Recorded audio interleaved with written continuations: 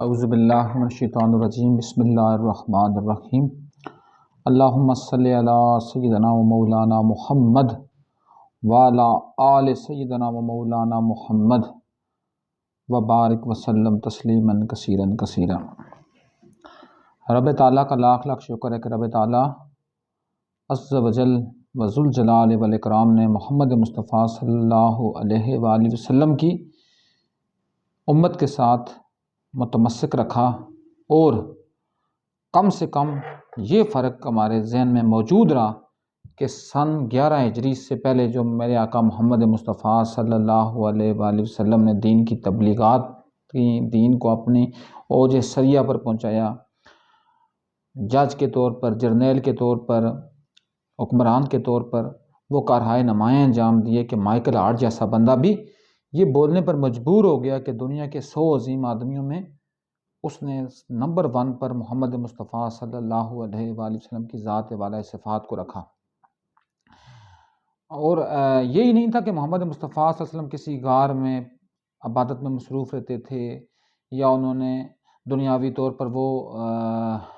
کارہائے نمایاں، نعوذ باللہ من ذالک، شاید کسی کے ذہن میں یہ پڑ جائے بات کہ وہ انجام نہ دے سکے، تو اللہ نے اسی لیے یہ چیز کر کے بتائی کہ محمد مصطفیٰ صلی اللہ علیہ وسلم نے بغیر کسی تلوار کے، بغیر کسی تیر کے، بغیر کسی نیزے کے، انہوں نے مکہ جیسی ایک راجدھانی جو عرب کی راجدھانی تھی اس کو فتح کیا، اور ایک خون کی ایک جو قطرہ تک بھی نہ بہہ سکا۔ تو اسی محمد مصطفیٰ صلی اللہ علیہ وسلم کی باطہارت، باعصمت، با کردار اور یگانہ روزگار ہستی کا صدقہ یہ ہمیں اللہ پاک فیض دیتا گیا اور فیض دے رہا ہے، اور انشاءاللہ قبر میں جانے تک یہ فیض ہمارے ساتھ رہے گا کہ ہمیں یہ پتہ ہے جی کہ ہم نے کسی بھی ٹاپک کے اوپر بولنے سے پہلے جب تک اس ٹاپک کی تھارو سٹڈی ہمارے پاس کسی حد تک نہ ہو تو اس ٹاپک پر بولنا بھی میرے خیال کے مطابق ایک ظلم کے مترادف ہے۔ جس طرح ہم نے کل اپنی ویڈیو میں ایک بات کی تھی نا، لا یحب اللہ الجہر بالسوء من القول الا من ظلم وکان اللہ سمیعا علیما، تو یہ بھی ظلم کے زمرے میں آئے گا۔ اس لیے جب تک آپ کو ڈیٹیل کے ساتھ کسی بات کی، کسی چیز کی افورڈیبلٹی کا پتہ نہ ہو، اس وقت تک اس ٹاپک کے اوپر میرے نزدیک آپ کو لب کشائی کرنے کی یا آپ کو بولنے کی ضرورت ہی نہیں ہونی چاہیے۔ تو آج جس چیز پر میں بات کرنا چاہ رہا ہوں اور بات میرے ذہن میں آئی، میں جناب مولانا ابوالکلام آزاد علیہ رحمہ کی ایک تصنیف پڑھ رہا تھا، غبار خاطر، اس میں، اور ساتھ مولانا کی ایک اور تصنیف میرے ذہن سے گزری، ام الکتاب، جس کو میرا خیال ہے میں نے 1-2 سال پہلے ایک ہی نشست میں اس کو ختم کرنے کا ایک اعزاز حاصل کیا تھا، چونکہ وہ اس میں اتنی دل نشیں اور اتنی اس میں دقیق قسم کی معلومات تھیں کہ بندے کے ذہن میں یہ آئی نہیں کہ بندہ اس کتاب کو چھوڑے اور بندہ کسی اور کام میں اپنے آپ کو مصروف کر لے۔ تو نبی مکرم خاتم النبیین محمد مصطفیٰ صلی اللہ علیہ وسلم کی اسی دی ہوئی عطا کا صدقہ، چونکہ جب بھی کوئی کتاب پڑھتا ہوں تو میرے ذہن میں محمد مصطفیٰ کی وہ ذات والا صفات کی وہ خصوصی پہلو میں سے سب سے خصوصی پہلو وہ میرے ذہن میں آتا ہے جی کہ جب تک آپ کو کسی ایک بات کے مختلف پہلو نہ ملیں تب تک آپ کسی ایک بات کو کبھی بھی ایکسیپٹ نہ کریں، کیونکہ ایک فاسق ہونے کے لیے یہی چیز کافی ہوتی ہے کہ وہ بات کو بغیر تحقیق کے ایکسیپٹ کرے، اور اس ایکسیپٹ کرنے کے بعد جو اگلا ایک بڑا گھٹن سا مرحلہ اور بڑا دقیق سا مرحلہ آتا ہے کہ اس کو وہ آگے پروپوگیٹ بھی کر دے۔ تو پروپوگیٹ کرنا تو دور کی بات ہے، اس کو ایکسیپٹ کرنا بھی اللہ پاک نے ہمیں تب تک ہمیں نہیں دیا، تب تک ہم اس کو ایکسیپٹ بھی نہیں کرتے جب تک اس چیز کی دقیق مطالعے میں نہ پڑیں۔ تو غبار خاطر میں جناب مولانا ابوالکلام آزاد علیہ رحمہ نے بڑی زبردست ایک کام کی بات کی، کسی ضمن میں انہوں نے فرمایا جی کہ 1946 کی بات آئی، 1946 کی بات، مولانا نے یہ فرمایا جی کہ پاکستان تو بن جائے گا، برصغیر کے 2 ٹکڑے ہو جائیں گے، اس میں کسی بھی ہندو کو کوئی نقصان نہیں ہوگا، اس میں سارا نقصان جو ہوگا وہ کس کو ہوگا؟ مسلمانوں کا، کیونکہ مسلمانوں کی ایک طاقت، مسلمانوں کی ایک جو جمعیت ہے، مسلمانوں کی جو ایک ان کی جو ایک آبادی کا ایک درخشاں ایک جو ہے نا ایک عنصر ہے وہ بکھر جائے گا۔ اب اس بکھرنے کی سب سے بڑی مثال آپ کے سامنے کی بات ہے، اس وقت بھی بھارت میں راؤنڈ اباؤٹ 30 سے 35 کروڑ مسلمان ہیں، 25 کروڑ مسلمان آگے پاکستان میں، کتنے ہو گئے ہمارے پاس؟ 60 کروڑ، اور تقریباً 30 کروڑ، 25 سے 30 کروڑ یا چلو 25 کروڑ رکھ لیتے ہیں، 30 کو چھوڑ دیں، تو وہ آگے بنگلہ دیش میں کتنے ہو گئے؟ تقریباً 85 کروڑ یہ آگے. اور پھر اگر چنیں آپ تھوڑے بہت مالدیپ سے، نیپال سے، بھوٹان سے، سری لنکا سے، یا پھر اپنا ایران کے مضافات سے، یا پھر پورے افغانستان سے، تو راؤنڈ اباؤٹ یہ تقریباً 1 ارب بنتے ہیں. اور اگر وہاں آپ انڈیا کی آبادی میں ہندوؤں کو کاؤنٹ کریں تو دلتوں کو یا پھر شودروں کو چھوڑ کر وہ تو زیادہ ہوئے، تو 50 کروڑ سے اوپر بھی نہیں پہنچتے. تو اس لیے پوری پلاننگ کے ساتھ گورا سرکار نے اپنے جاگیرداروں، اپنے کاسا لیسوں، اپنے جس کو کہتے ہیں خطیبوں، اپنے مولویوں، جن میں ڈفرینٹ اپنا ٹرائبز کے مولوی موجود تھے، جس میں آپ دیوبندی بھی کہہ سکتے ہیں، بریلوی بھی کہہ سکتے ہیں، کسی حد تک جس کو کہتے ہیں حدیث بھی آپ کہہ سکتے ہیں، کہ ان سب نے مل کر رج کے پاکستان، انہوں نے مل کے رج کے اپنے اپنے مفادات کے لیے، اپنے مفادات کے تحفظ کے لیے مسلمانوں کو 2 ٹکڑے کرنے کی راہ ہموار کی. ان میں سے آپ کسی حد تک آپ چھوڑ سکتے ہیں آپ اپنا اہل تشیع مسلک کو، یا کسی حد تک آپ چھوڑ سکتے ہیں اپنا، کسی حد تک آپ چھوڑ سکتے ہیں اپنا اہل حدیث مسلک کو، جنہوں نے کوشش کی کہ پاکستان بنے یا نہ بنے، وہ ایک علیحدہ ٹرم ہے، اس کی ایک علیحدہ ایک حیت ہے، نہ کوئی پاکستان کے خلاف تھا، نہ کوئی پاکستان بننے کے حق میں تھا. سب سے بڑی بات جو اس وقت کے پختہ ذہنوں نے کی، اس لیے کہتے ہیں نا کہ بر صغیر پاک و ہند میں کسی نے کہا نا 5 بڑے دماغ جو گزرے ہیں، ان میں سے اس نے 4 دماغ تو اس نے ہندوؤں کی بات کی، اس نے برہم گپتا کی بات کی، اس نے اپنا کیا کہتے ہیں پرتھوی راج کی بات کی، اس نے پھر بات کی اپنا اشوکا کی بات کی، اس نے ایک نام کی بات کی، اس نے کہا جی کس کی بات ہے جی کہ مولانا ابوالکلام آزاد بھی. تو انہوں نے چونکہ یہ بھانپ چکے تھے کہ یہ جو ملک 2 لخت ہوں گے، اس میں سارا فائدہ جاگیرداروں کو ہوگا. چلو راؤنڈ اباؤٹ پاکستان بننے کے بعد اس کے لیے اس کی بقا کے لیے، اس کی سلطنت، اس کی سرحدوں کی حفاظت کے لیے پہرا دینا بھی کسی حد تک پھر ان کے بنانے والوں کے اوپر یہ واجب ہوتا تھا. لیکن ہوا کیا، بدقسمتی سے جن لوگوں نے اپنے مقاصد کے لیے جب اس کو بنانے کے بعد، جو بانی پاکستان تھے محمد علی جناح علیہ رحمہ کو جب یہ احساس ہوا کہ یہ تو اب بن گیا، لیکن بننے کے بعد اب یہ گیا کس کے ہاتھ میں؟ انہی جاگیرداروں کے ہاتھ میں جو گوروں کے پیور اور جس کو کہہ سکتے ہیں براہ راست قسم کے کلام تھے. اب وہ اپنی ڈفرینٹ قسم کی رموز و اوقاف کے ذریعے، حرکات و سکنات کے ذریعے اب اس کے اوپر وہ جس کو کہتے ہیں نا، جس طرح سپائڈر ہوتی ہے نا اپنا مکڑی کے 6 اس کی ٹانگیں ہوتی ہیں، سپائڈر کی طرح اس کے اوپر قبضہ کرنے میں جت گئی ہیں. تو انہوں نے اس کی جب اصلاح احوال کی کوشش کرنا شروع کی تو کیا کیا گیا جی کہ ان کو مریض بنا کر دور دراز مقام زیارت منتقل کر دیا گیا. اب مجھے سمجھ نہیں آتی کہ اس دور میں کراچی جو اگر کہا جائے کہ برصغیر کے ایک ڈیولپڈ قسم کے شہروں میں سے ایک تھا بمبئی کے بعد، تو یہ غلط نہیں ہوگا. تو وہاں سے ان کو زیارت شفٹ کیا گیا. اب لوگ یہ بھی کہتے ہیں کہ چونکہ ان کو ٹی بی کی بیماری تھی، تو ٹی بی جو ہوتی ہے وہ زیادہ چیڑ جہاں ہوتی ہے، سینیٹوریم وہاں ہی بنتے ہیں، تو وہاں ٹی بی کا بہتر قسم کا علاج ہو سکتا ہے. تو یہ صرف اور صرف ایک خام خیالیاں ہی ہیں، یہ صرف اور صرف ایک ٹوپی ڈرامے ہی ہیں. ورنہ کراچی کے ساحلوں کے اوپر یا پھر آپ قریب کی کسی جگہ کی بات کریں تو وہاں مختلف قسم کی سہولیات موجود تھیں. لیکن کیا کیا گیا کہ راہ میں سے ایک روڑا انہوں نے دور کرنا تھا. جب راہ سے روڑا دور کرنے کی بات آئی تو پھر 11 ستمبر 1948 کا دن بھی آیا. اس سے 2-3-4 دن پہلے زیارت میں محمد علی جناح علیہ رحمہ کے اوپر ذہنی ٹارچر کے ثبوت بھی ملتے ہیں. اس کے بعد بھی گاڑی کے پٹرول کو ختم ہونے کے ثبوت تمام لوگوں کے اذہان پر محفوظ ہیں. یہ کوئی ثبوتوں کی بات نہیں ہے، محفوظ ہیں۔ اس ٹیچر ایمبولینس کے ٹائر پنچر ہونے کے واقعات بھی موجود ہیں۔ تو اس کا مطلب یہ تھا کہ یہ پری پلان شدہ قتل تھا، یہ نہ کہ ٹی بی کی وجہ سے کسی کی موت تھی، یہ پری پلان قتل تھا۔ کیوں قتل تھا؟ سب اس لیے قتل تھا، یہ میں ایک اپنے تئیں ایک چھوٹی بات تو چھوٹی ہوگی لیکن اس کے اندر مطالب بڑے گہرے ہوں گے، کہ چونکہ جناح علیہ رحمہ فرماتے تھے کہ پاکستان ایک سیکولر ریاست ہوگی۔ سیکولر کا مطلب یہ نہیں ہوتا کہ وہ کوئی لادین ریاست ہوتی ہے، سیکولر کا مطلب یہ ہوتا ہے کہ وہ ایسی ریاست جس میں تمام مذاہب کو، تمام مسالک کو یکساں قسم کی آزادی حاصل ہو۔ اب ہم یہاں یہ تو نہیں کر سکتے، ہم یہاں اپنی آنکھیں جس طرح یہ کبوتر بند کرتا ہے آنکھیں اور وہ سمجھتا ہے کہ میں بلی کی اپنا اس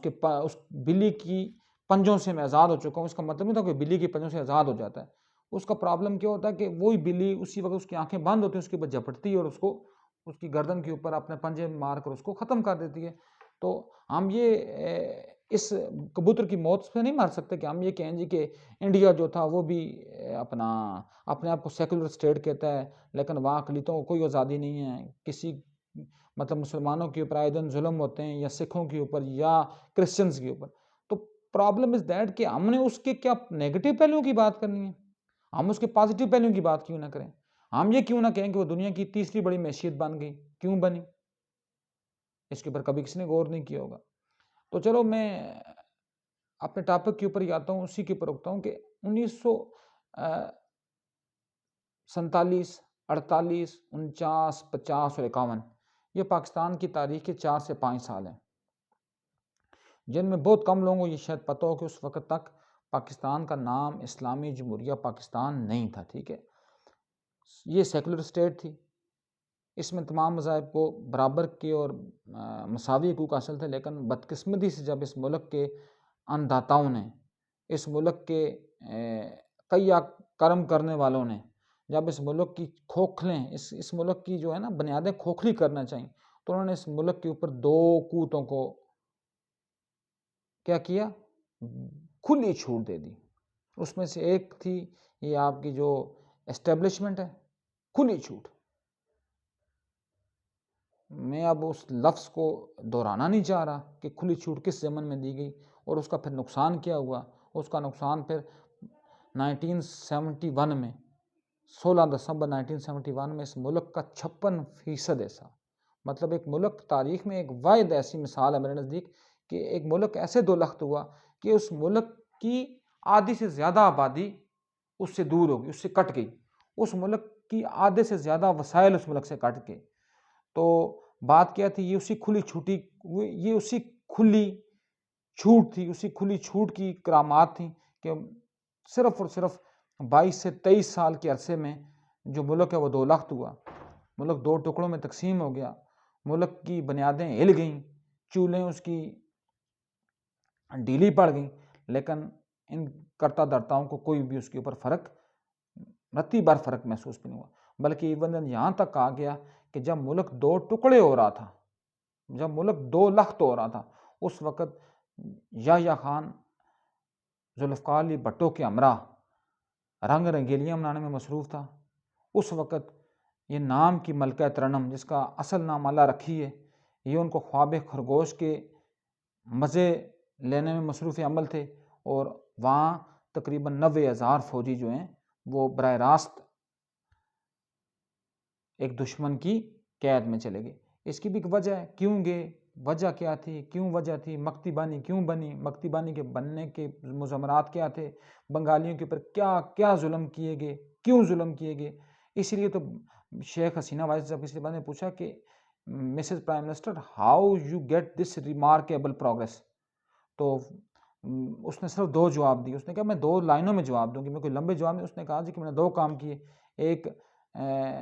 قوم کو بیرکوں میں بند کیا اور دوسری قوم کو مدرسوں کی دیواروں تک مقید کر لیا، تو میرا ملک ریمارکیبل ترقی حاصل کرتا گیا۔ اب اس سے کوئی یہ مطلب نہ لے کہ کوئی سیاسی اصل میں یہ سب سے بڑا جو اس ملک کے ساتھ غداری ہوئی، سب سے بڑی غداری پہلی شروع میں یہ ہوئی کہ اس ملک کو جمہوریت کے ایک اپاہج نظام کے سپرد کیا گیا، ایسا اپاہج نظام جس نظام میں ایک PhD ڈگری ہولڈر جس نے کم سے کم کوئی 50 سے 60 ریسرچ پیپر پبلش کیے ہوں گے، جس کی کریڈٹ کے اوپر کم سے کم 10-20 قسم کی پی ایچ ڈی سپرویژن ہوگی، لیکن وہ ایک اس نکھٹو قسم کے بندے کے نیچے کام کرتا ہے جو اپنے آپ کو صدر پاکستان کہتا ہے، جو اپنے آپ کو کسی صوبے گورنر کہتا ہے، جو خود بڑی مشکل سے میٹرک پاس بھی نہیں ہوتا۔ تو یہ ہم کیسے سوچ سکتے ہیں کہ وہی میٹرک پاس بندہ جب یونیورسٹیوں کا چانسلر لگتا ہے تو چانسلر لگنے کے بعد وہ اسی یونیورسٹی اسی ڈگری کے اوپر سائن کرتا ہے، شاید کیا پتہ جس کی گراس روٹ سے بھی وہ واقف نہ ہو، مطلب اس کی میٹرک بھی اس نے میٹریکولیشن بھی نہ کی ہو۔ اس کی سب سے بڑی مثال آج کا دندان ساز عارف علوی موجود ہے، کے پی کے کا گورنر غلام علی موجود ہے جس کو الف بے کا بھی نہیں پتا۔ تو بات کو جوڑتے ہیں اسی ضمن میں کہ 1951 تک صرف یہ پاکستان تھا، اس کے بعد اس کے ساتھ جب مولویوں اور اسٹیبلشمنٹ کو کھلی چھوٹ دی گئی تو ان کی عیاشی کے لیے اس کے ساتھ اسلامی جمہوریہ پاکستان کا دم چھلے 2 لگائے گئے، اور ان دم چھلوں کی وجہ سے کیا ہوا، وہ اس ملک کے ساتھ بلاత్کار ہوئے کہ بندہ کہنے سے روح کانپتی ہے۔ اس ملک کے اوپر پھر بریلویوں نے قبضہ کیا، اس ملک کے اوپر پھر دیوبندیوں نے قبضہ کیا، اس ملک کے اوپر پھر اہل حدیث نے قبضہ کیا، اس ملک کے اوپر پھر شیعوں نے قبضہ کیا۔ ہر جو مسلک اٹھتا ہے اٹھ کر اپنی پسند کا اسلام نافذ کرنے کی کوشش کرتا ہے، اور جب اس کے عزائم کی راہ میں روڑے اٹکائے جائیں تو وہ کیا کرتا ہے جی کہ سرکاری عمارات کو تہس نہس کر دیتا ہے۔ اس کی بڑی بڑی مثالیں آپ کو موجود ہوں گی۔ یہ اپنا تھا خادم رضوی، اس نے کیا کیا، اس نے پہلے تو لوگوں کو تحفظ ناموس رسالت میں لگا دیا، لبیک یا رسول اللہ کے پیچھے لگا دیا، جبکہ لبیک رہا یا رسول اللہ ہماری زندگیوں کے ہر لمحے میں اور ہر فکر کے ہر زاویے میں ہونا چاہیے۔ لیکن کیا کیا گیا جی کہ ان کو وہ کھلی چھوٹ دی گئی کہ انہوں نے فیض آباد میں بیٹھ کر میٹرو کے اسٹیشن جلائے، فیض آباد میں بیٹھ کر عام ریڑی بانوں سے ان کے فروٹ چھینے، دکانیں توڑیں وغیرہ وغیرہ۔ اس کے بعد آئے جب ان اسٹیبلشمنٹ ان کے ارکاروں یہ سیاسی دم چھلوں کو چھٹی دی تو ان سے کیا نقصان ہوا کہ یہ 8 مئی 2022 کو یہ جو جیسے بھی کچھ ہوا وہ پلان تھا یا پلان نہیں تھا، لیکن کس کو یہ اجازت دی گئی کہ آج سال ہونے والا ہے میٹرو اسٹیشن جو ہے نا اپنا 6 روڈ کا، یہ آج تک بند ہے۔ اس کو بے دردی سے جلایا گیا۔ کیونکہ یہ پہلے ان کو پالتے ہیں، جب پالنے کے بعد ان سے جب اپنی لگام چھینتے ہیں تو شروع میں جب چنگاری اس طرح نہیں شعلہ بنتی ہے، یہ شعلہ بننے کی کوشش کرتے ہیں اور پھر تیز تیز جاتے ہیں۔ اور پھر یہ جو نواز شریف جو لندن سے درآمد کر کے لایا گیا، اس نے اپنے دور حکومت میں صرف امیر المومنین بننے کی خوشی میں نہیں مانتا سپریم کورٹ کو، وہ کوئی اتنی مقدس یا محترم جگہ نہیں ہے کہ جہاں کے اوپر آپ انگلی نہ اٹھا سکیں، لیکن میں اس چیز کے انتہائی خلاف ہوں کہ آپ سپریم کورٹ کی دیواریں پھلانگیں، وہاں چیف جسٹس سجاد علی شاہ کو گالیاں دیں، اسے گربان سے اس کو پکڑیں اور اپنے مقصد کے لیے وہ ملک ایک تھا اپنا بدنام زمانہ ایک جج تھا جو اٹارنی جنرل بھی رہا، میرے ذہن سے اس کا نام اتر گیا، اس کو شہباز شریف خود فون کال کر کے فیصلے لکھواتا تھا۔ تو مجھے سمجھ یہ نہیں آتی کہ ہم نے پایا کیا، ہم نے کھویا کیا۔ میرا خیال ہے ہم نے سب کچھ کھویا، ہم نے پایا کچھ بھی نہیں ہے، کیونکہ اگر ہم نے کچھ پایا ہوتا تو آج میں ایک بات کر رہا تھا کہ بڑا مشہور و معروف واقعہ ہے کہ جب دوسری جنگ عظیم میں جرمنی نے فرانس کے اوپر قبضہ کیا تو فرانس نے ان سے صرف یہ بات کی کہ ہم ہتھیار ڈال دیں گے، but we have only one condition کہ ہمارے ایجوکیشن سسٹم کے ساتھ نہ چھیڑا جائے، ہماری زبان کے ساتھ نہ چھیڑا جائے، ہمیں جو نظام تعلیم ہوگا وہ ہماری اپنی زبان فرینچ میں ہی ہوگا۔ تو جب جرمن گدھوں نے ٹرین کے اوپر نوادرات لاد دیے، پیرس کے تمام نوادرات، تو وہ ٹرین چلنا شروع ہوئی، وہ پیرس سے بون کے راستے پر گامزن ہوئی، جو راستہ آج کے دور میں کم سے کم زیادہ 3 گھنٹے یا 4 گھنٹے کا، چلو اس دور میں اس کو 15 گھنٹے کا کر لیں، 20 گھنٹے کا کر لیں، 6 ضرب 3 18 گھنٹے کا کر لیں، 3 گنا زیادہ کر لیں، چلو 4 گنا زیادہ کر لیں، 6 ضرب 4 24 کر لیں، 25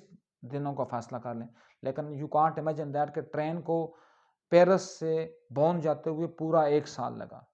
اور جب 1 سال گزر گیا، جب وہ ٹرین فرانس کے حدود کو کراس کر کے جرمنی میں داخل ہونے لگی تو بارڈر سیکورٹی فورس والوں نے کہا کہ موسیو اب یہ ٹرین بون نہیں جائے گی بلکہ یہ دوبارہ واپس پیرس آئے گی۔ تو جب پیرس وہ پہنچی تو پیرس کے ریلوے اسٹیشن کے اوپر اس ٹرین کے ڈرائیور کا پھولوں کی پتیوں کے ساتھ استقبال کیا گیا، اور تاریخ کہتی ہے کہ اتنی پتیاں برسائی گئیں کہ وہ بندہ پتیوں میں ڈوب گیا، پھولوں کی پتیوں میں وہ بندہ ڈوب گیا۔ تو جب اس کو مائک دیا گیا کہ آپ اپنے خیالات کا اظہار کریں تو اس نے کتنے کام کی بات کی۔ اس نے کہا کہ اے میرے ہم وطنوں، جرمن گدوں نے ٹرین کے اوپر نوادرات تو لاد دیے تھے لیکن انہیں پتہ نہیں تھا کہ ٹرین کا ڈرائیور فرانسیسی ہے، اور جب تک ڈرائیور نہ چاہے کوئی بھی ٹرین منزل مقصود پر نہیں پہنچ سکتی۔ اور ہمارے اس ملک کے جو ڈرائیور ہیں ان کی سمتیں رانگ ڈائریکشن میں جا رہی ہیں، ان کی سمتوں کا محور و مرکز ہی امریکہ ہے۔ اب سب سے بڑی بات ہے اللہ پاک اس کی روح کو اللہ پاک عذاب دے۔ پہلا جو وزیر اعظم تھا لیاقت علی خان نامی ایک بدنام زمانہ کردار، جس نے روس کے ساتھ معاہدہ ہوتے ہوتے معاہدے کو توڑا اور امریکہ روانہ ہوا، اور امریکہ سے $6 لاکھ کی امداد لے کر آیا، اور اس کے اوپر کارٹون ایک چھپا، وہ آج کل سوشل میڈیا پر بڑا عام ہے کہ ایک بندہ مطلب گورا دیکھ رہا ہے جی کہ ہیٹ پہنا ہوا، وہ کہتا ہے جی کہ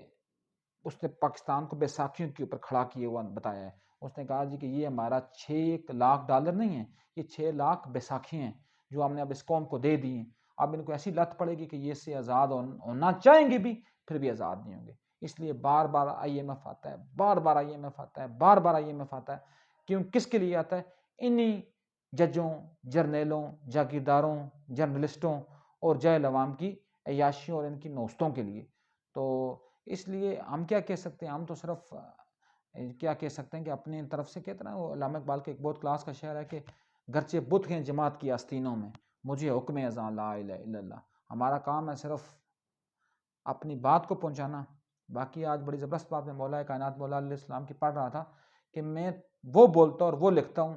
کہ جو میرا دل چاہتا ہے، میں نہ وہ بولتا ہوں نہ میں وہ لکھتا ہوں جو میرا دل نہیں چاہتا۔ کوئی خوش ہو اس کی مرضی، کوئی ناراض ہو اس کی مرضی۔ وما علینا الا البلاغ المبین۔